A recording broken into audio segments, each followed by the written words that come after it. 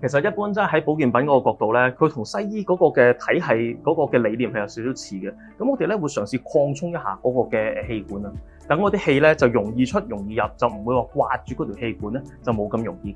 咁另外就係話，點解會令到嗰個嘅氣管會收緊咧？其實係因為炎症。咁我哋咧就會對抗我哋上呼吸道嘅炎症啦，咁亦都可以係做一個嘅化痰嘅工作咧，令到佢唔會有啲外物拗住我哋條氣管咧，就造成咳嗽。